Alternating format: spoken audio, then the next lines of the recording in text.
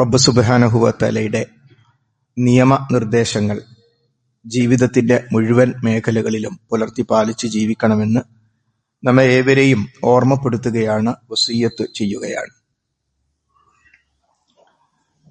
നമ്മുടെ ജീവിതത്തിലെ സംതൃപ്തിയുടെ, സമാധാനത്തിന്റെ ഏറ്റവും വലിയ മാനദണ്ഡം ആഖിറത്ത് നമുക്ക് എത്ര ബോധ്യമായിട്ടുണ്ട് എന്നതിന്റെ അടിസ്ഥാനത്തിലാണ്. മരണാനന്തര ജീവിതത്തെ, അതിന്റെ സത്യതയെ നാം ഓരോ വ്യക്തികൾക്കും എത്രമാത്രം അത് മനസ്സിലായിട്ടുണ്ട് എന്ന്. അതുകൊണ്ടാണ് വബിൽ ആഖിറതി ഹും യൂഖിനൂൻ, ആഖിറത്തിൽ അവർ ദൃഢമായി വിശ്വസിക്കുന്നവരാണ്. ഒരു സംശയവും ഇല്ല മരണാനന്തര ജീവിതം ഉണ്ട് എന്ന കാര്യത്തിൽ. അങ്ങനെയുള്ള സത്യവിശ്വാസികളെ കുറിച്ചാണ് സൂറത്ത് ബഖറയുടെ തുടക്കത്തിൽ തന്നെ വിജയികളായി അല്ലാഹു സുബ്ഹാനഹു വ തആല പ്രഖ്യാപിച്ചിട്ടുള്ളത്. ആ ദൃഢബോധ്യമുള്ളവരിൽ അല്ലാഹു സുബ്ഹാനഹു വ തആല നമ്മെ ഏവരെയും ഉൾപ്പെടുത്തി അനുഗ്രഹിക്കുമാറാകട്ടെ. ആ ബോധ്യം വന്നാൽ നമ്മുടെ ജീവിതത്തിന്റെ എല്ലാ രംഗങ്ങളിലും നമ്മുടെ നിലപാടിൽ മാറ്റം വരും. ആ ബോധ്യത്തിന്റെ കുറവ് വരുമ്പോൾ ദുനിയാവിനുള്ള പ്രാധാന്യം നമ്മുടെ ജീവിതത്തിൽ, നമ്മുടെ ചിന്തയിൽ വരും. അപ്പോൾ ഏതൊരു വിഷയത്തിൽ, അത് കുടുംബത്തിലാകട്ടെ, ബിസിനസ്സിലാകട്ടെ, നമ്മുടെ ജോലിയുമായി ബന്ധപ്പെട്ടാകട്ടെ, എല്ലായിടത്തും ആ ഒരു കണ്ണുകൂടി വരും. ദുനിയാവ് തീരെ വേണ്ട എന്ന് ഇസ്ലാം പറഞ്ഞിട്ടില്ല. വബ്തഗി ഫീമാ ആതാകല്ലാഹു ദാറൽ ആഖിറ, അല്ലാഹു നിനക്ക് നൽകിയിട്ടുള്ളതിൽ നീ ആഖിറത്തിനെ ആഗ്രഹിക്കുക. വലാ തൻസ നസീബക മിനദ് ദുനിയാ, ദുനിയാവിന്റെ ഓഹരി നീ മറന്നു പോകേണ്ടതില്ല. നമ്മുടെ കച്ചവടമോ കൃഷിയോ PSC എഴുതാനോ ജോലി നേടാനോ അതൊന്നും ഒഴിവാക്കേണ്ടതില്ല. അത് നിന്റെ ദുനിയാവിലെ ഓഹരിയാണ്. പക്ഷെ നീ ഇങ്ങോട്ട് വന്നത് ഒരു കച്ചവടക്കാരനാകാനല്ല, ഒരു വലിയ വീടുണ്ടാകാനല്ല, അല്ലെങ്കിൽ നിനക്കൊരു വലിയ വാഹനമുണ്ടാകാനല്ല, ഒരു മകളെ കെട്ടിക്കാൻ വന്നവനല്ല നീ. അതൊക്കെ ജീവിതത്തിന്റെ ഭാഗമായി സംഭവിച്ചു പോകുന്ന കാര്യമാണ്. എന്നാൽ ഇങ്ങോട്ട് വന്നത് സ്ഥിരമായ ജീവിതം, ആ ജീവിതം കരുപ്പിടിപ്പിക്കാൻ, അവിടെ പ്രയാസങ്ങളും അല്ലലും അലട്ടലും ഇല്ലാതെ മഹാന്മാരായ അമ്പിയാക്കന്മാരോടൊപ്പം, ഔലിയാക്കന്മാരോടൊപ്പം, ശുഹദാക്കളോടൊപ്പം സ്വർഗത്തിൽ ജന്നാത്തുൽ ഫിർദൗസിൽ ഒത്തുചേരുക എന്ന അതിമഹത്തായ ഒരു ലക്ഷ്യം നേടിയെടുക്കാനാണ് നാം ഇങ്ങോട്ട് വന്നത്. സഹോദരീ സഹോദരന്മാരെ, ഈ ബോധ്യം നമുക്ക് എങ്ങനെ കിട്ടും? മരണാനന്തരം ഒരു ജീവിതമുണ്ട് എന്ന ബോധ്യം നമുക്ക് എങ്ങനെ കിട്ടും? അത് നമ്മൾ ഗവേഷണം ചെയ്ത് കണ്ടുപിടിക്കേണ്ടതില്ല.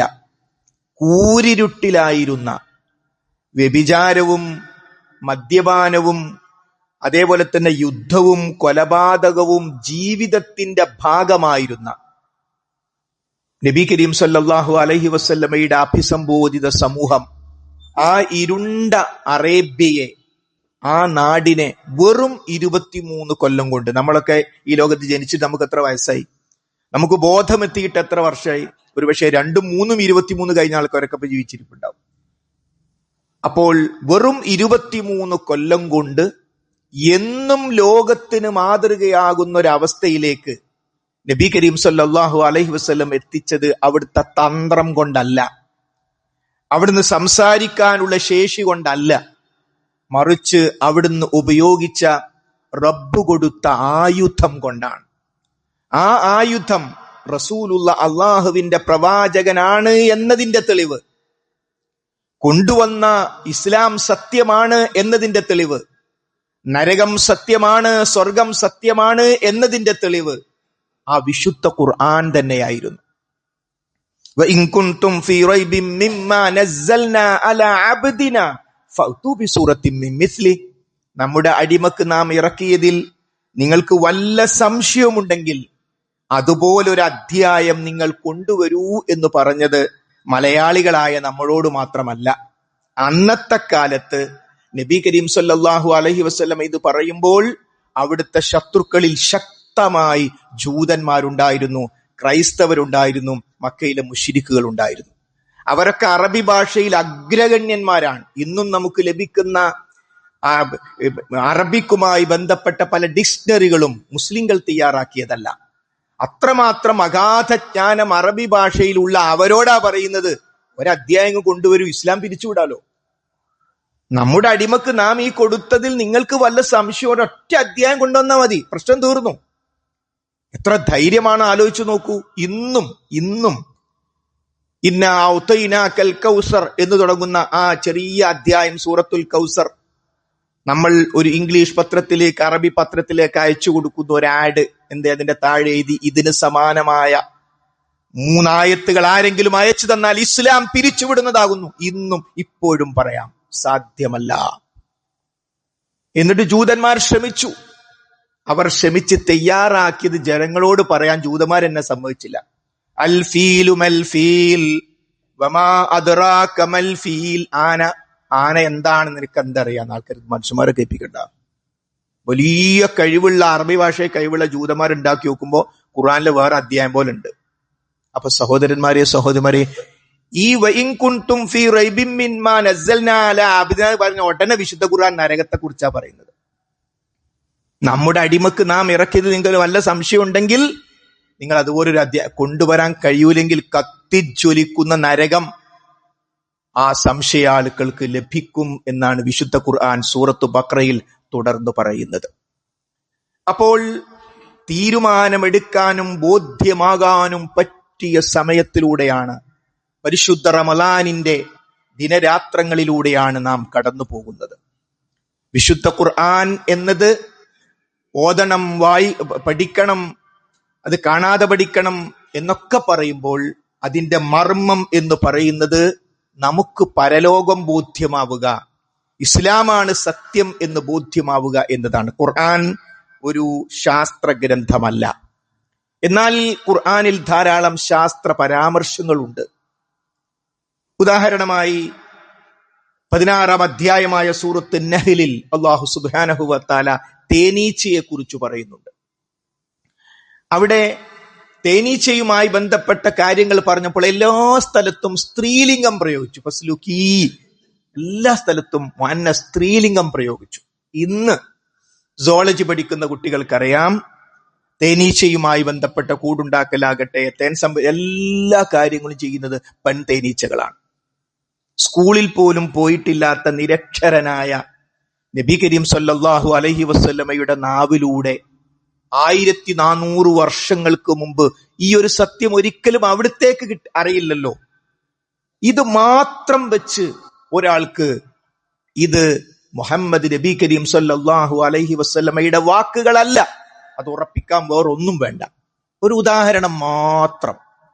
വിരൽത്തുമ്പിനെ കുറിച്ച്, നിങ്ങളുടെ വിരൽത്തുമ്പിനെ നാം തയ്യാറാക്കിയില്ലയോ എന്ന് വിശുദ്ധ ഖുർആൻ ചോദിക്കുന്നു.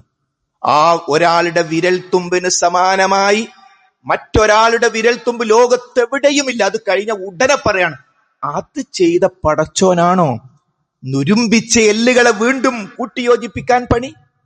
നിങ്ങൾ ആരോടായി സംസാരിക്കുന്നത്? അൻതും അശദ്ദു ഖൽഖൻ അമിസ്സമാ ബനഹാ. നിങ്ങളെ സൃഷ്ടിക്കാനാണോ പ്രയാസം, അതല്ല ആകാശങ്ങളെ സൃഷ്ടിക്കാനാണോ പ്രയാസം? ബനാഹ, അതിനെ അവൻ സൃഷ്ടിച്ചിരിക്കുന്നു.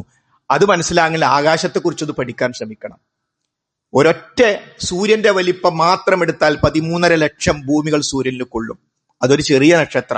അതിനേക്കാൾ വലിയ എത്രയോ നക്ഷത്ര സമൂഹങ്ങളുണ്ട്. ആ ആകാശത്തെ സൃഷ്ടിച്ച റബ്ബിനാണോ ഈ പുഴുവിന്റെ അതുമായി തട്ടിച്ചു നോക്കുമ്പോൾ ഒരു പുഴുവിന്റെ വലിപ്പം പോലും ഇല്ലാത്ത നമ്മളെ പടച്ചോനെ എങ്ങനെയാ രണ്ടാമത് സൃഷ്ടിക്കുക എന്ന് സംശയിച്ച് നടക്കുക ചില വിവരമില്ലാത്തവർ. അതുകൊണ്ട് വിശുദ്ധ ഖുർആൻ, ആ വിശുദ്ധ ഖുർആനിലൂടെ സഹോദരന്മാർക്ക് നമുക്ക് പരലോകം ബോധ്യമാകണം. എല്ലാവരും നിങ്ങൾ ഇളകിങ്ങിരിക്കുക. ഉറക്ക് വരാൻ സാധ്യതയുള്ള ഒരു സമയമാണ്. സാധാരണ വെള്ളിയാഴ്ച ഉച്ചക്കാരും ഉറങ്ങൂല. പക്ഷെ നോമ്പൊക്കെ ആകുമ്പോൾ ഒരു AC ഒക്കെ കിട്ടുമ്പോൾ കുത്തുബൊക്കെ കേൾക്കാന്ന് വിചാരിച്ച് വന്നായിരിക്കും. പക്ഷെ എന്താന്ന് ഞാൻ ഒന്നും കേട്ടിട്ടില്ല, ഉറങ്ങിപ്പോയി എന്ന് പറയും. അപ്പൊ അതുകൊണ്ട് എല്ലാവരും ശ്രദ്ധിക്കുക. അടുത്തടുത്ത ആൾക്കാരൊന്ന് തൊട്ടി കൊടുത്താൽ മതി.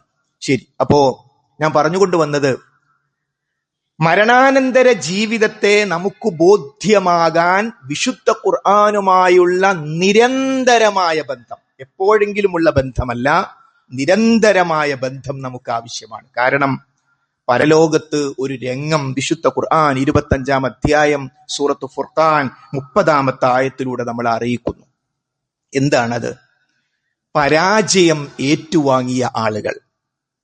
ആ പരാജയം പരലോകത്തെ പരാജയമാണ്. ആ പരാജയം ഏറ്റുവാങ്ങിയ ധാരാളം കോടിക്കണക്കിന് മനുഷ്യന്മാരുണ്ടാവും. പക്ഷേ നബി കരീം സല്ലല്ലാഹു അലൈഹി വസല്ലമയുടെ ഉമ്മത്തിൽപ്പെട്ട തോറ്റുപോയ ആളുകൾ, ജീവിതത്തിൽ തോറ്റുപോയി, സ്വർഗം കിട്ടിയില്ല. അത്തരം ആളുകൾ നരകത്തിലേക്ക് നീങ്ങുന്നു. ഭീകരമായ രംഗം. അള്ളാഹു നമ്മെ ഏവരെയും കാത്തുരക്ഷിക്കുമാറാകട്ടെ.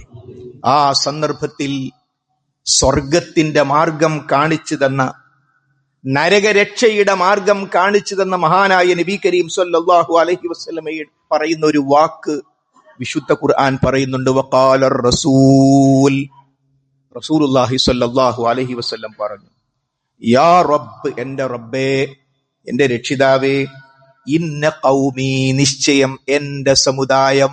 ഈസാ നബിന്റെ സമുദായം അല്ല, അവരവിടെ ഉണ്ട്. മൂസാ നബിന്റെ സമുദായം ഉണ്ട്, ഒക്കെ അവിടെ ഉണ്ട്. പക്ഷേ റസൂലുള്ളയുടെ സമുദായം, ഇന്ന ഖൗമി ഇത്തഖദൂ ഹാദൽ ഖുർആന മഹ്ജൂറാ, അവർ ഈ വിശുദ്ധ ഖുർആനിനെ അവഗണിച്ചു കളഞ്ഞു, അഗണ്യമായി തള്ളിക്കളഞ്ഞു. നോക്കൂ, പരാജയത്തിന്റെ കാരണം ഒരൊറ്റ ആയത്തിൽ. ഇതിന്റെ വിശദീകരണം മറ്റു ധാരാളം ആയത്തുകളിൽ പരാജയത്തിന്റെ കാരണങ്ങൾ കാണാം. പക്ഷെ അടിസ്ഥാനപരമായ ഒരൊറ്റ കാരണം, ഞാനും നിങ്ങളും തോറ്റുപോകാൻ കാരണമാകുന്ന അടിസ്ഥാനം വിശുദ്ധ ഖുർആനിനെ പരിഗണിച്ചില്ല എന്നതാണ്.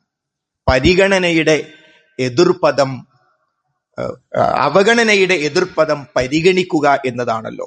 അപ്പൊ അതുകൊണ്ട് ആ വിശുദ്ധ ഖുർആൻ പഠിക്കാനുള്ള തീരുമാനം നമ്മുടെ മനസ്സുകളിൽ നിന്ന് ഉയർന്നു വരേണ്ട ഏറ്റവും സുപ്രധാനമായ കിതാബുൻ അൻസൽനാഹു ഇലൈക മുബാറകുൻ. അതെ, ആ മുബാറക്കായ ഗ്രന്ഥം, അനുഗ്രഹീതമായ ഗ്രന്ഥം. എന്തിനാണത്? ലിയദ്ദബ്ബറു ആയാതിഹി വലിയതദക്കറ ഉലുൽ അൽബാബ്.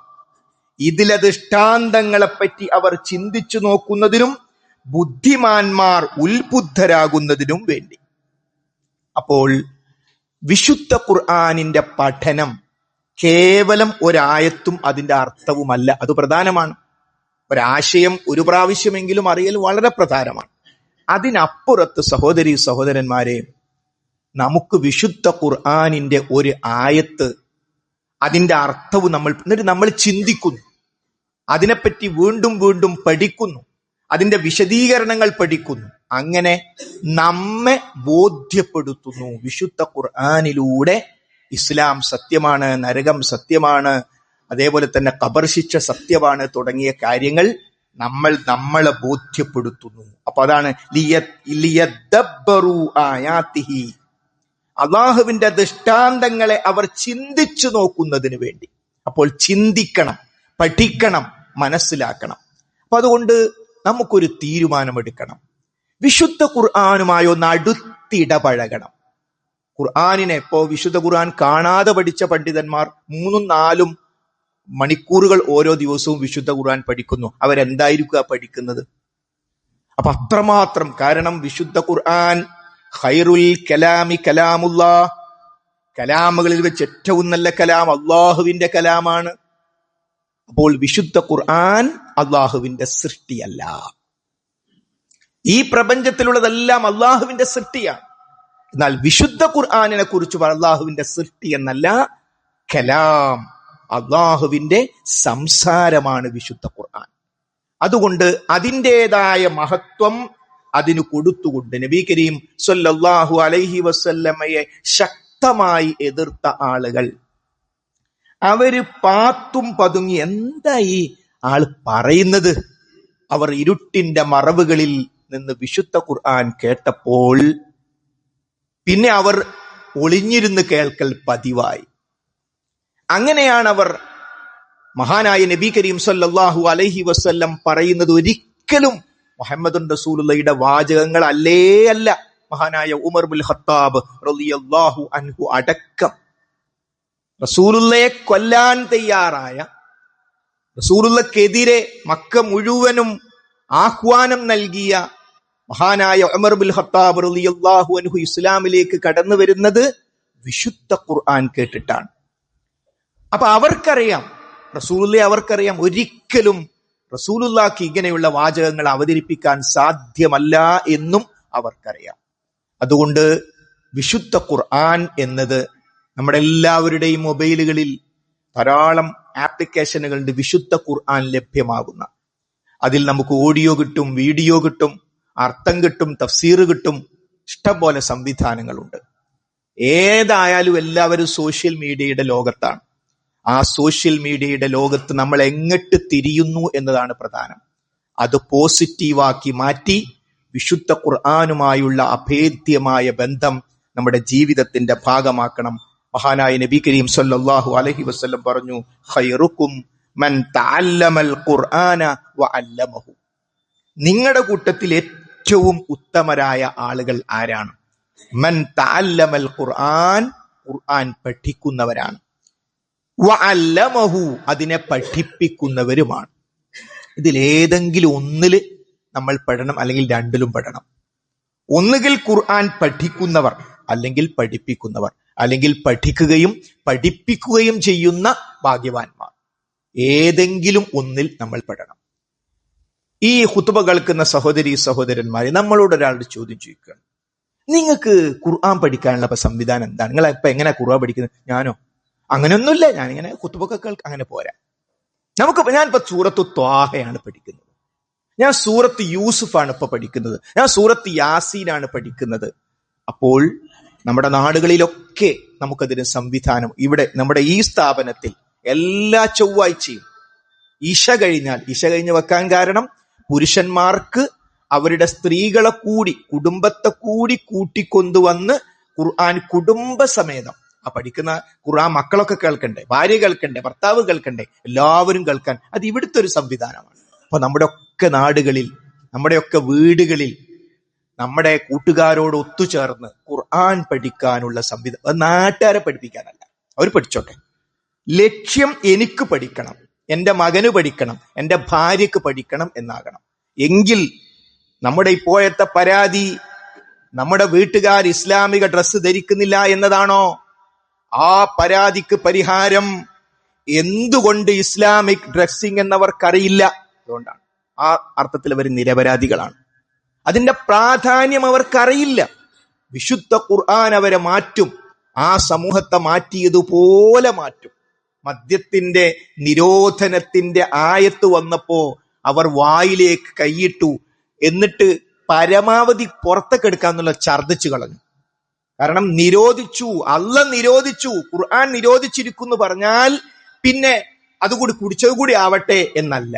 അപ്പോ സമൂലമായ മാറ്റം, അടിസ്ഥാനപരമായ മാറ്റം, അതാണ് നമ്മുടെയൊക്കെ ജീവിതത്തിൽ.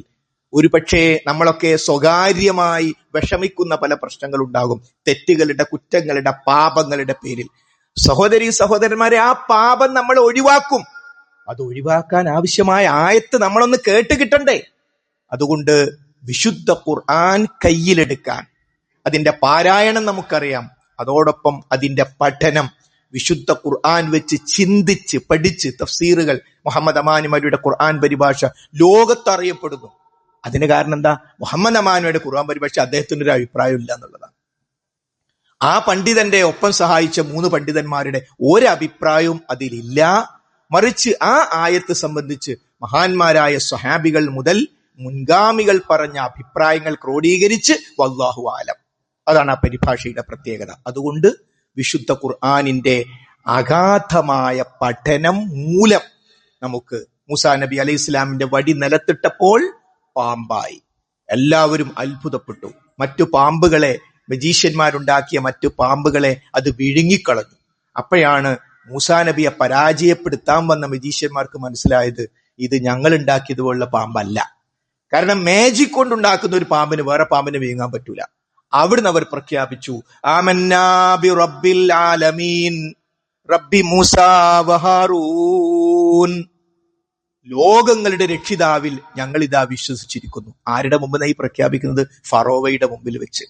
ആ ഫറോവയുടെ പിന്നെ സമ്മാനം കിട്ടാനും പദവി കിട്ടാനും പണം കിട്ടാനാ തഫ്സീൽ കാണാൻ ഇന്ത്യയിൽ നിന്ന് വരെ ഇന്ന് ഈജിപ്തിൽ ആള് പോയിട്ടുണ്ട്.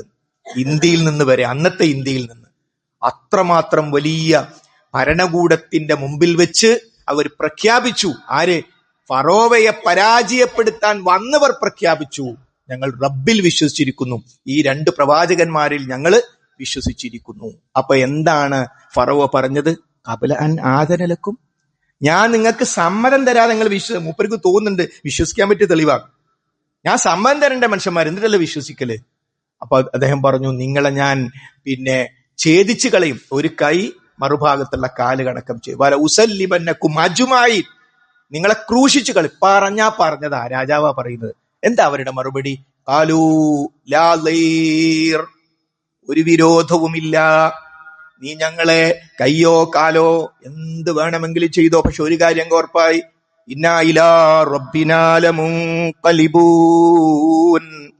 ഞങ്ങൾ ഞങ്ങളുടെ റബ്ബിന്റെ അടുത്തേക്ക് തിരിച്ചു പോകുന്നവരാണെന്ന് ഞങ്ങൾക്ക് ഉറപ്പായി. അതുകൊണ്ട് ഈ കയ്യോ കാലോ എന്ത് വേണമെങ്കിലും ചെയ്തോ, സത്യം ഞങ്ങൾക്ക് ബോധ്യായി. ഈ ഒരു ബോധ്യം ഉണ്ടല്ലോ സഹോദരന്മാരെ, ഇതാണ് റമളാനിലൂടെ നമ്മൾ നേടിയെടുക്കേണ്ടത്. അത് നേടിയെടുക്കുമ്പോൾ റമളാനിന്റെ മർമ്മത്തിൽ നമ്മൾ എത്തും. അപ്പൊ വിശുദ്ധ ഖുർആനിന്റെ ചങ്ങാതിയായി മാറാൻ, വിശുദ്ധ ഖുർആനെ സ്വാഹിബായി സ്വീകരിക്കാൻ നമുക്ക് ഓരോരുത്തർക്കും സാധിക്കേണ്ടതുണ്ട്. നാളെ പരലോകത്ത് സംഭവിക്കുന്ന ഒരു കാര്യം മഹാനായ നബി കരീം സ്വല്ലല്ലാഹു അലൈഹി വസല്ലം നമുക്ക് പഠിപ്പിച്ചു തരുന്നു. ഇഖ്റഉൽ ഖുർആൻ ഫഇന്നഹു യഅതി യൗമൽ ഖിയാമത്തി ശഫീഅൻ ലിഅസ്ഹാബിഹി. മുസ്ലിം റിപ്പോർട്ട് ചെയ്ത ഹദീസിൽ കാണാം, നിങ്ങൾ വിശുദ്ധ ഖുർആൻ പാരായണം ചെയ്യുക. ഫഇന്നഹു യഅതി യൗമൽ ഖിയാമത്തി ശഫീഅൻ ലിഅസ്ഹാബിഹി, ഖുർആനിന്റെ ആളുകൾക്ക് ഖുർആൻ നാളെ ഷഫീആയി, ശുപാർശകനായി നാളെ പരലോകത്ത് വരും. ചില റിപ്പോർട്ടുകളിൽ മനഅതുഹു നൗമു ബില്ലൈൽ, ഞാനാണ് അവന്റെ ഉറക്കിന് തടസ്സമായത്. ഖുർആൻ പറയാണ്, പടച്ചോനെ, ഈ ഖുർആനാകുന്ന ഞാനാണ് ഈ മനുഷ്യന്റെ ഉറക്കിന്, ദീർഘമായ തറാവീഹ് നമ്മൾ നിസ്കരിക്കുമ്പോ നമ്മുടെ മനസ്സിലുണ്ടാകേണ്ട ആഗ്രഹം, പടച്ചോനെ ഖുർആൻ ഷഫാഅത്ത് മനുഷ്യന്മാർക്ക് കൊടുക്കുന്ന ലോകത്ത് ആ ഷഫാഅത്ത് എനിക്ക് തരണമേ എന്നതാണ് ഉണ്ടാകേണ്ടത്. അതുകൊണ്ട് വിശുദ്ധ ഖുർആൻ ആഴത്തിൽ പഠിച്ച് പരലോകത്തെ നമുക്ക് ബോധ്യപ്പെട്ട് ജീവിതത്തിന്റെ നിലപാട് മാറാൻ നമ്മൾ തയ്യാറാകണം. അല്ലാഹു സുബ്ഹാനഹു വ തആല നമുക്ക് ഓരോരുത്തർക്കും അതിനുള്ള തൗഫീഖ് നൽകി അനുഗ്രഹിക്കുമാറാകട്ടെ.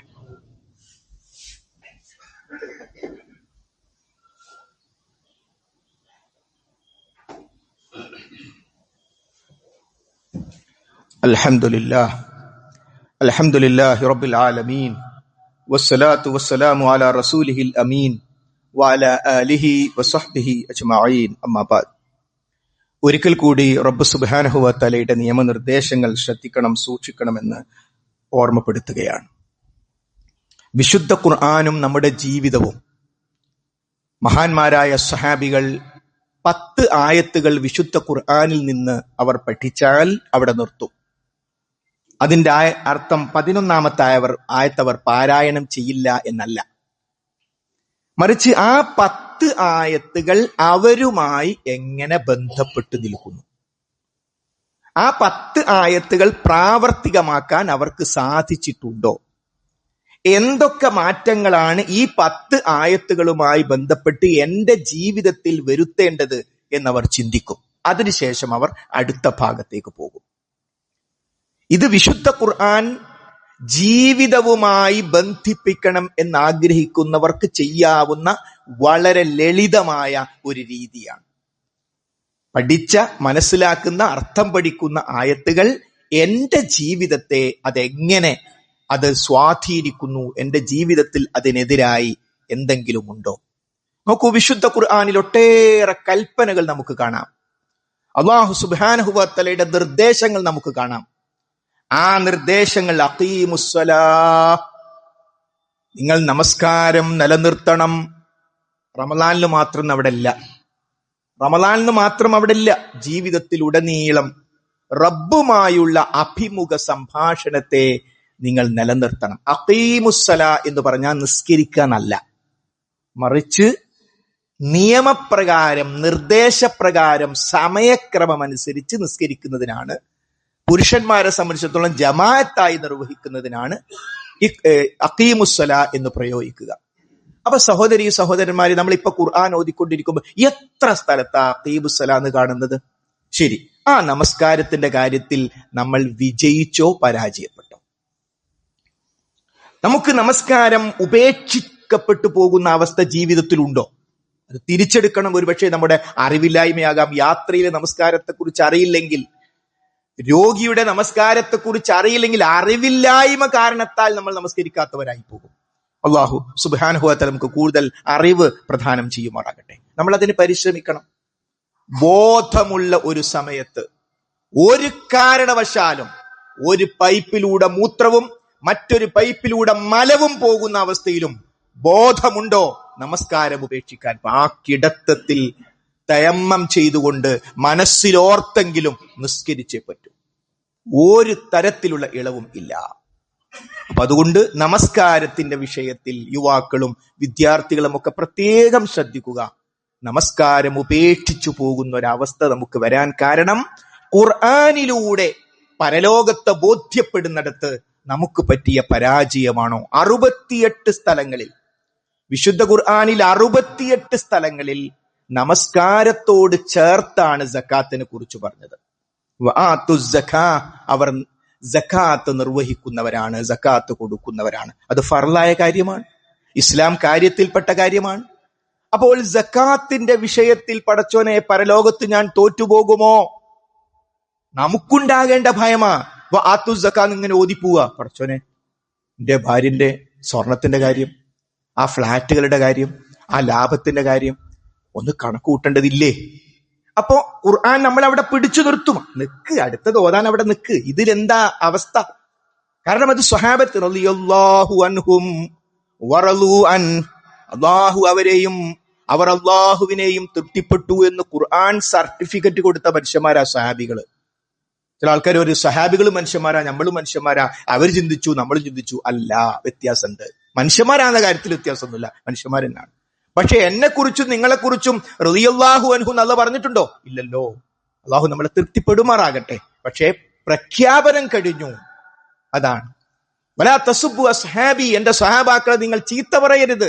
റസൂലുള്ളാഹി സ്വല്ലല്ലാഹു അലൈഹി വസല്ലം പഠിപ്പിക്കുകയാണ്. നിങ്ങൾ ഉഹുദ് മലയോളം ചെലവഴിച്ചു, അവരൊരു മുദ്ദേ ചെലവഴിച്ചുള്ളൂ, എങ്കിൽ അവരുടെ ആ മുദ്ദാണ് വലുത്. അത്രമാത്രം ത്യാഗം സഹിച്ച് ഹിജറ പോകുന്ന സഹാബികളെ കുറിച്ച് അറിയാലോ.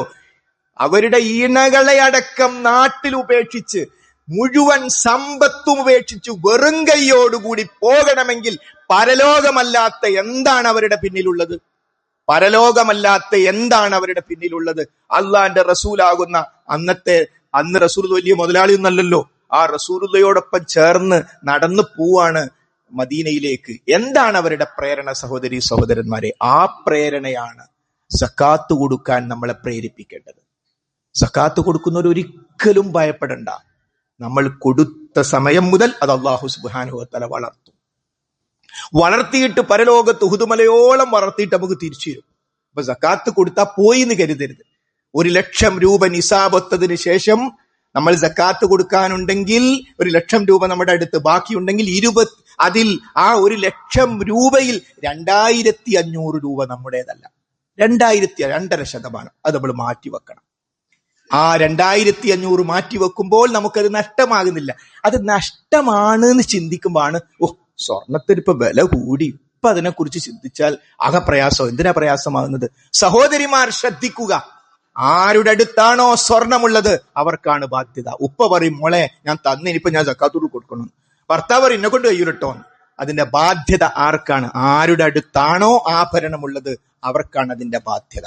അതുകൊണ്ട് സക്കാത്ത് കൊടുക്കേണ്ടത് പ്രയാസപ്പെട്ടുകൊണ്ടല്ല, സക്കാത്ത് കൊടുക്കേണ്ടത് തെളിഞ്ഞ മനസ്സോടുകൂടി. അൽഹംദുലില്ലാഹ്, പടച്ചോൻ എനിക്ക് സാമ്പത്തിക സുസ്ഥിതി നൽകിയോണ്ടല്ലേ എനിക്ക് സക്കാത്ത് കൊടുക്കാൻ പറ്റിയത്. സക്കാത്ത് വാങ്ങുമ്പോ സൊല്ലി അലൈഹിം ന്നാ ഖുർആൻ പറയാണ്. നിങ്ങൾ സക്കാത്ത് ആരോടെ വാങ്ങുകയാണെങ്കിൽ നിങ്ങൾ ഓർക്ക് വേണ്ടി പ്രാർത്ഥിക്കണം. കാരണം എന്താ, പൈസ ഇട്ട് കൊടുക്കുമ്പോൾ മനുഷ്യനൊരു വിഷമം സ്വാഭാവികമായിട്ടുണ്ടാവും. അപ്പൊ പ്രാർത്ഥിക്കണം എന്നാണ്. അള്ളാഹു നിങ്ങൾക്ക് രക്ഷ തരട്ടെ, ഗുണം നൽകട്ടെ എന്ന് അവർക്ക് വേണ്ടി പ്രാർത്ഥിക്കണം എന്നാണ്. അതുകൊണ്ട് നോമ്പും സക്കാത്തും തമ്മിൽ നേരിട്ട് ഒരു ബന്ധവുമില്ല. പക്ഷേ പലപ്പോഴും സക്കാത്തിനെ കുറിച്ചുള്ള ചർച്ചകളും കാര്യമൊക്കെ വരാറുള്ളത് നോമ്പിനാണ്. അതുകൊണ്ട് സക്കാത്ത് സന്തോഷത്തോടെ സംതൃപ്തിയോടെ സക്കാത്ത് നിർവഹിക്കാൻ നമുക്ക് സാധിക്കണം. അത് കഴിയില്ല, പരലോകം ബോധ്യമായില്ലെങ്കിൽ. അതാണ് പോയിന്റ്. ഒരിക്കലും സക്കാത്ത് സംതൃപ്തിയോടുകൂടി ചെയ്യാൻ കഴിയില്ല പരലോകം ബോധ്യമായില്ലെങ്കിൽ. പരലോകം ഉണ്ടെന്ന് ഉറപ്പായാൽ ഒരു പ്രശ്നവുമില്ല. അതാണ് യഥാർത്ഥ ലോകം. ഇത് സഹോദരന്മാർ, എവിടെ ആരാ ജീവിക്കുന്നത്? ഞാൻ ജീവിക്കുന്നു എന്ന് പറയാൻ പറ്റിയ ആരാപ്പ ഇവിടെ ഉള്ളത്? എന്തെല്ലാം വിഷമങ്ങളും പ്രയാസങ്ങളും ടെൻഷനുകളുമാണ് ജീവിതത്തിന്റെ വ്യത്യസ്ത ഭാഗങ്ങൾ. അള്ളാഹു നമുക്കെല്ലാം തീർത്തു തരുമാറാകട്ടെ. ഈ വിഷമങ്ങളും പ്രയാസങ്ങളുമായിട്ട് മരിച്ചു പോയാൽ പിന്നെ ഒന്നുമില്ല എന്ന് പറഞ്ഞാൽ ഇതിനേക്കാൾ വലിയ അനീതി മറ്റുണ്ടോ? ഇതിനേക്കാൾ വലിയ അനീതി വേറെ എന്തെങ്കിലും ഉണ്ടോ? അതുകൊണ്ടാണ് അൽഹംദുലില്ലാ എന്ന് പറഞ്ഞിട്ട് നമ്മൾ പറയുന്നത് മാലിക്കി യൗമിദ്ദീൻ, പ്രതിഫലം നൽകുന്ന നാളിന്റെ ഉടമസ്ഥനാണവൻ. അതുകൊണ്ട് എന്ത് പ്രയാസം ഉണ്ടാകുമ്പോഴും വല്ലാഹു യദ്ഉ ഇലാ ദാരിസ്സലാം, അല്ലാഹു സുബ്ഹാനഹു വ തആല നിങ്ങളെ ദാറുസ്സലാമിലേക്ക് ക്ഷണിക്കുന്നു. പോരിൻ, സമാധാനത്തിന്റെ ഭവനത്തിലേക്ക് പോരിൻ എന്ന് പറഞ്ഞാൽ ഒരു പ്രതിസന്ധിയിലും തെറ്റിൽ ചെന്ന് പെടല്ലേ, ഒരു പ്രതിസന്ധിയിലും വഴിതെറ്റി പോകല്ലേ. നമ്മളെ ഏറ്റവും കൂടുതൽ സ്നേഹിക്കുന്ന റബ്ബ് പറയുന്നു, ഒരു ക്ഷണക്കത്ത് കൊടുത്തച്ചു, ഇങ്ങോട്ട് പോരിൻ. നമ്മൾ നിശ്ചയിച്ച അവധി വരെ ഇവിടെ ജീവിക്കണം. എന്നിട്ട് ആത്മഹത്യ ചെയ്യാൻ പോകുന്നും വേണ്ട. ആ നിശ്ചയിച്ച അവധി വരെ ഇവിടെ ജീവിക്കണം. അത് കഴിഞ്ഞാൽ അതോടുകൂടി ആ അവധിക്കിടയിൽ നമ്മൾ സഹിച്ച ടെൻഷന് കൂലി, നമ്മൾ സഹിച്ച വേദനക്ക് കൂലി. രോഗികൾക്ക് ആശ്വാസമാണ് ഇസ്ലാം, മുറിവ് പറ്റിയവർക്ക് ആശ്വാസമാണ് ഇസ്ലാം, ദരിദ്രർക്ക് ആശ്വാസമാണ് ഇസ്ലാം. അവർക്കൊക്കെ ഒരു തലയില്ലാത്ത തെങ്ങിന്റെ മുകളിൽ കയറിയത് പോലെയാണ് ദുനിയാവ് എന്ന് പറഞ്ഞാൽ. അവിടെ പോയിക്കും ഒന്നുമില്ല, അവിടെ എത്തി പിന്നൊന്നുമില്ല. അങ്ങനെയല്ല ഇസ്ലാം, അങ്ങനെയല്ല മതം. കൃത്യമായ ലക്ഷ്യമുണ്ട്. അതുകൊണ്ടാണ് മഹാനായ നബി കരീം സ്വല്ലല്ലാഹു അലൈഹി വസല്ലം പറഞ്ഞത്, ഏറ്റവും കൂടുതൽ പരീക്ഷിക്കപ്പെട്ടത് ഞങ്ങളാണ്, പ്രവാചകന്മാരാണ്. ഒരൊറ്റ വാക്കുപോലെ നമുക്ക്. ചില ആൾക്കാർ ഭയങ്കര ടെൻഷനാണ്, എന്തൊക്കെ പരീക്ഷണ പടച്ചോനെ. ഒന്നും പ്രശ്നമാക്കണ്ട. നമ്മളെ ഏറ്റവും കൂടുതൽ സ്നേഹിക്കുന്ന നമ്മുടെ മുത്തായ നബി കരീം സ്വല്ലല്ലാഹു അലൈഹി വസല്ലം സഹിച്ച അത്ര പട്ടിണി സഹോദരന്മാരെ നമ്മൾ സഹിച്ചിട്ടില്ല. അവിടുന്ന് ഏറ്റത്ര ആക്രമണം നമുക്ക് ഏറ്റിട്ടില്ല. പിന്നെ നമ്മൾ എന്തിനാ വിഷമിക്കുന്നത്? അതുകൊണ്ട് നമുക്ക് അവിടെ എത്തണം. നമുക്ക് നമ്മുടെ റസൂലുള്ളയുടെ കൈപിടിക്കണം. നമുക്ക് റസൂലുള്ളയുടെ ഭാര്യമാരായ നമ്മുടെ ഉമ്മമാരോടൊപ്പം ചേരണം. അള്ളാഹു തൗഫീഖ് ചെയ്യുമാറാകട്ടെ. അതിനാകട്ടെ നമ്മുടെ വിശുദ്ധ ഖുർആന്റെ പാരായണം, അതിനാകട്ടെ നമ്മുടെ പള്ളിയിലേക്കുള്ള വരവ്, അതിനാകട്ടെ നമ്മുടെ ദാനധർമ്മങ്ങൾ. അപ്പോൾ ലക്ഷ്യബോധത്തോടുകൂടി റമളാൻ നമുക്ക് നൽകുന്ന ഏറ്റവും വലിയ സന്ദേശം അതാണ്. നമ്മൾ എന്തിനെ സ്നേഹിക്കുന്നുവോ, നമ്മൾ എന്തിഷ്ടപ്പെടുന്നുവോ അത് നമ്മുടെ പ്രിയപ്പെട്ടവർക്ക് വേണ്ടി നമ്മൾ ഇഷ്ടപ്പെടണം. നമ്മൾ ഇഷ്ടപ്പെടുന്ന ആ കാര്യം നമ്മുടെ പ്രിയപ്പെട്ട ഭർത്താവിന് ഭാര്യക്ക് കിട്ടണ്ടേ, നമ്മുടെ പ്രിയപ്പെട്ട ഉമ്മാക്ക് ഉപ്പാക്ക് കിട്ടണ്ടേ, നമ്മുടെ പ്രിയപ്പെട്ട മക്കൾക്ക് കിട്ടണ്ടേ, നമ്മുടെ സഹോദരങ്ങൾക്ക് സഹോദരിമാർക്ക് കിട്ടണ്ടേ. അപ്പൊ അതുകൊണ്ട് കുടുംബസമേതം നമുക്ക് സ്വർഗത്തിൽ പോകണം. അതായിരിക്കണം മുദ്രാവാക്യം. യാ അയ്യുഹല്ലദീന ആമനൂ ഖൂ അൻഫുസകും വഅഹ്ലീകും നാറാ. ഈമാനുള്ളവരെ, നിങ്ങൾ നിങ്ങളുടെയും നിങ്ങളുടെ അഹ്ലുകാരുടെയും ശരീരങ്ങളെ നരകത്തുനിന്ന് കാത്തിരക്ഷിക്കുക. നരകരക്ഷയുടെ മാർഗം നോക്കൂ. റസൂലുള്ളയും മകളും, അതൊരു വലിയൊരു അധ്യായ, റസൂലും മകളും എന്നുള്ളത്. റസൂല് മോളോട് പറയാണ്, മോളെ എനിക്ക് എന്താ വേണ്ടത്? അപ്പോ എന്നിട്ട് പറഞ്ഞു, എനിക്ക് ഈ നഫ്സക്ക് മിനന്നാർ, മോളെ നരകത്ത് നിന്ന് കാക്കണേ, നരകത്ത് നിന്റെ തടി നീ കാക്കണേ. എന്ന് പറഞ്ഞാൽ എനിക്ക് കഴിയൂല മോളെ. നിന്റെ അമലുകൾ മോശമായാൽ, നിന്റെ ഈമാൻ മോശമായാൽ, നിന്റെ ചിന്താഗതി മോശമായാൽ ഉപ്പാക്കൊന്നും ചെയ്യാൻ പറ്റൂല. എനിക്ക് ഈ നഫ്സക്ക് മിനന്നാർ, നിന്റെ തടി നീ നരകത്തുനിന്ന് കാക്കണം. ദുനിയാവിലും ഒക്കെ എന്താ വേണ്ടത്? എന്നെ കൊണ്ട് കൈന്നൊക്കെ ഉപ്പ തരാം.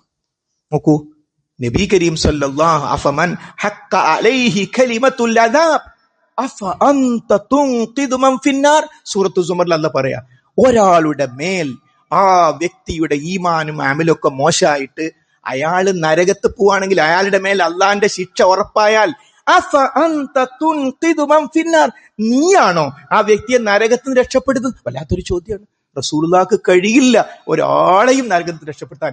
കഴിയും റസൂലുള്ള പറഞ്ഞതനുസരിച്ച് ജീവിച്ചാൽ. ഹബീബ് കാണിച്ചു തന്ന മാർഗത്തെ നമ്മൾ പിൻപറ്റിയാൽ അതിലൂടെ നമുക്ക് സ്വർഗത്തിൽ പ്രവേശിക്കാം.